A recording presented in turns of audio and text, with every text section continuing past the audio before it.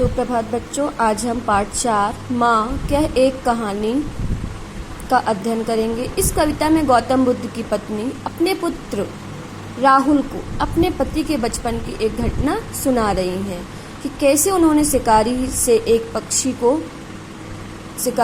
पक्षी को बचाया था। इस घटना के माध्यम से वे क्या कर रही हैं, अपने बालक में उदारता, जीवों के प्रति दया, प्रेम और निर्भयता का भाव जगाना चाहती है।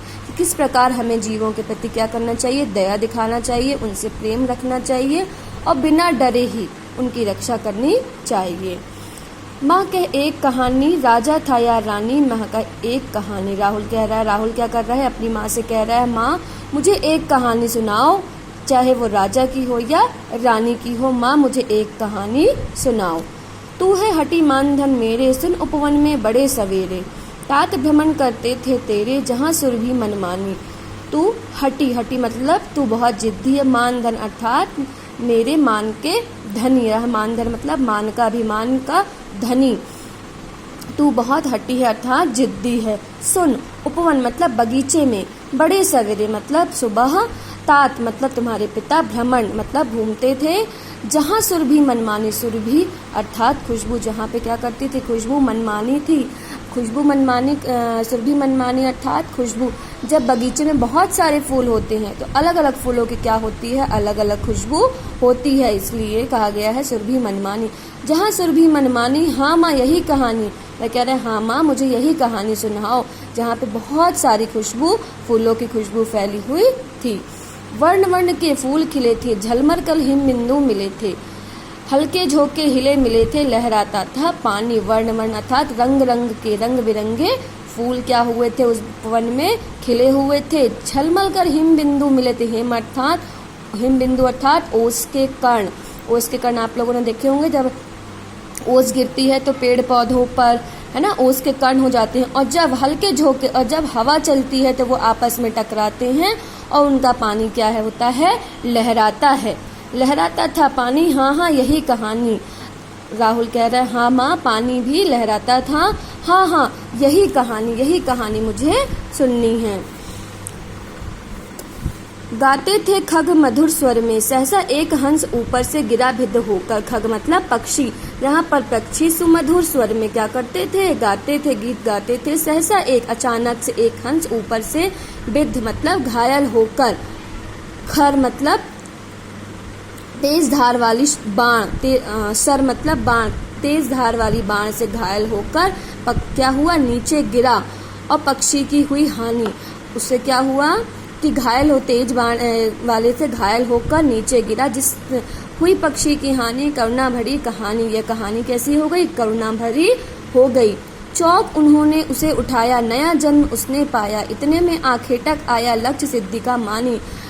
चौक गए, क्या हो गए, राहुल के पिता ने जैसे ही वो पक्षी को नीचे गिरा हुआ देखा, वे चौंक गए और उन्होंने उसे उठाया और उसका वो जो तीर लग गया था, उससे जिससे वो घायल हो गया था, उस तीर को निकाला। और नया जन्म, अगर वे तीर नहीं निकालते तो वो तड़प तड़प कर मर जाता।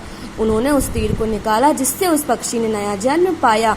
इतने में आखिर ठक अर्थात इतने में शिकारी वहां पर आ गया, लक्ष्य सिद्धि का मानी, और वह समझने लगा कि मैंने अपने लक्ष्य में सफलता प्राप्त कर ली। अर्थात उसका लक्ष्य क्या था, उस पक्षी को भेदना अर्थात उसका शिकार करना। जब उसने देखा कि उसके तीर से वह पक्षी घायल हो गया है तो वो बहुत खुश हुआ कि मैंने अपने लक्ष्य में सफलता प्राप्त कर ली।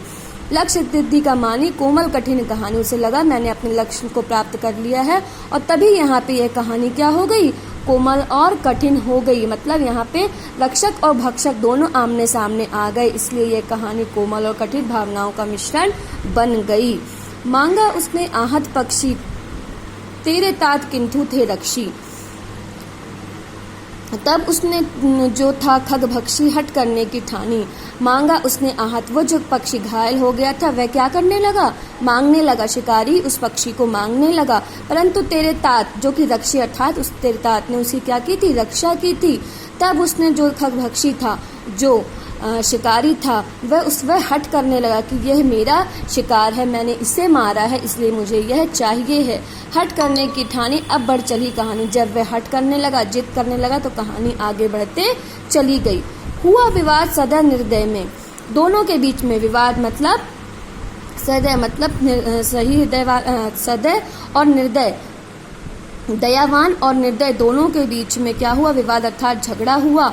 उभय ग्राही थे सौ विषय में, दोनों ही अपने अपने विषय में, उभय मतलब दोनों, आग्रही मतलब दोनों ही अपने विषय में अड़े हुए थे कि ये इस पक्षी पर मेरा अधिकार है, शिकारी बोल रहा था, और राहुल के पिता बोल रहे थे इस पर मेरा अधिकार है। क्यों? क्योंकि मैंने इसे बचाया है।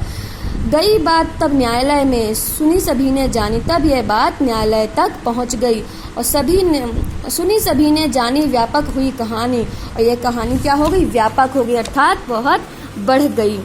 राहुल तू निर्णय कर, इसका न्याय पक्ष लेता है किसका? अब राहुल की माँ यशोधरा क्या कह रही, राहुल तू निर्णय कर इसका, तू निर्णय कर इसका, न्याय पक्ष लेता है किसका? न्याय किसका पक्ष लेता है? कह दे निर्भय मतलब बिना डरे, बिना किसी भय से कह दे, जय हो जिसकी सुन लूं तेरी बानी, मैं तेरी बानी मतलब तेरी वाणी से सुनना चाहती हूँ कि न्याय किसके तरफ है, कौन सही है और कौन गलत है, तू मुझे बता। माँ मेरी क्या बानी, मैं सुन रहा कहानी। राहुल कह रहा है माँ मेरी क्या वाणी मतलब मैं क्या बोलूं, मैं तो आपकी कहानी सुन रहा हूँ। कोई निरपराध को मारे मतलब निरपराध मतलब जिसने कोई भी अपराध ना किया हो, तो क्या अन्य उसे ना उबारे, रक्षक पर भक्षक को वारे, न्याय दया का दानी मतलब कोई निरपराध जिसने कोई अपराध ना किया हो और उसे कोई मारे तो कोई उसे ना उबारे मतलब कोई उसे ना बचाए, भक्षक और रक्षक को वारे, न्याय दया का दानी अर्थात रक्षक अर्थात रक्षा करने वाला, भक्षक अर्थात मारने वाला, मारने वाले से बचाने वाला क्या होता है, बड़ा होता है। न्याय दया का दानी तूने गुनी कहानी, अब तू ही बता तूने ये कहानी क्या की, महत्व समझा, तू ही मुझे इस कहानी का महत्व, न्याय दया का दानी तूने गुनी कहानी है ना, अब मैं इस कहानी का महत्व समझा, गुनी मतलब महत्व समझा, अब मैं इस कहानी का महत्व समझा कि मारने वाले से बचाने वाला क्या होता है, हमेशा बड़ा होता है। तो इस कहानी से हमें क्या शिक्षा मिलती है कि हमें सभी पशु पक्षियों की रक्षा करनी चाहिए, अगर कोई किसी विपत्ति में है तो उसे बचाना चाहिए।